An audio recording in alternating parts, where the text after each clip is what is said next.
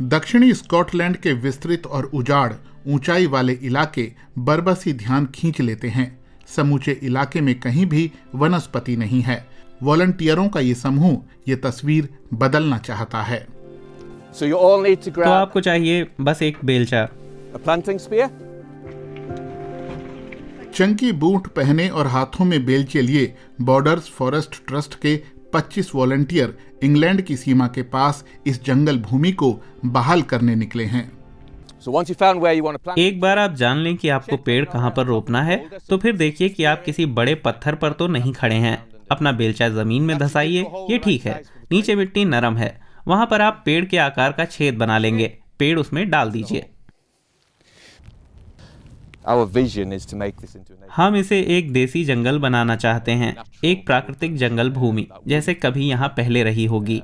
Okay, birch, hazel, Rowan, हॉली, पेड़ों की वो तमाम प्रजातियां जो आप सोच सकते हैं। ये जमीन अच्छी है, पेड़ यहाँ खूब पनपेंगे।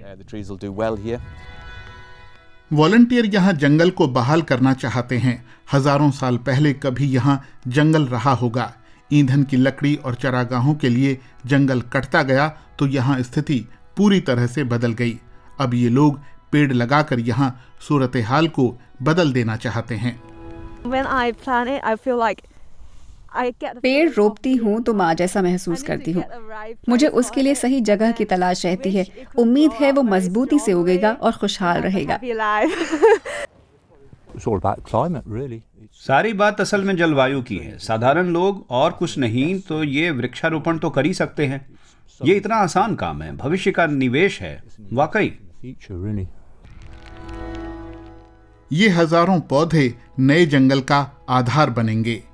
ये बड़ी मेहनत वाला काम है। लंबे समय से हम जंगलों से, पहाड़ों से अपने लिए चीजें हासिल करते रहे हैं। अब हमें वे चीजें वापस करनी होंगी। पर्यावरण की गुणवत्ता को सुधारना होगा। इसीलिए यहाँ हर किसी पेड़ की जरूरत नहीं। एडन हेडली कमोबेश हर हफ्ते यहाँ आते हैं। वो हमें एक घुसपैठिया प्रजाति का पौधा दिखाते हैं, स्प्रूस। हमें यहाँ इनकी जरूरत नहीं। बीज अपने आप आ गिरे और उगने लगे। ये देसी नहीं, काफी तेजी से उगने लगते हैं, इसलिए कमर्शियल फॉरेस्ट्री में बोर्ड बनाने के काम आते हैं। रिटायर्ड इंजीनियर हेडली ने नया मकसद ढूंढ लिया है, स्कॉटलैंड के भविष्य को आकार देना पेड़ लगाकर। यहाँ एक बड़ा मकसद है। ये जमीन 20 साल तक किसी ऊंची बोली लगाने वाले के पास नहीं जाएगी। जैसी है वैसी रहेगी। फॉरेस्ट ट्रस्ट 1990 के दशक से यहाँ 7.5 लाख पेड़ लगा चुका है। एडन हेडली इस अहम कोशिश का हिस्सा थे। उन्होंने घाटी को बदलते हुए देखा है। परिंदों की 20 प्रजातियां यहाँ डेरा डाल चुकी हैं। बहुत से जंगली पौधे और जड़ी बूटियां अब यहाँ हैं। दलदली मिट्टी कार्बन डाइऑक्साइड को सोखती है और पर्यावरण के लिए भी बेहतर है।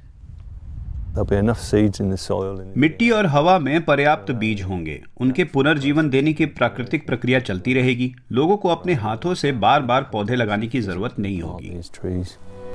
स्कॉटलैंड के लोलैंड्स के इन बागों की खूबसूरती बेमिसाल है। आसपास के इलाकों के लिए किसी आदर्श जैसी। जल्द ही स्कॉटलैंड अपनी पुरानी खूबसूरती को पा सकता है।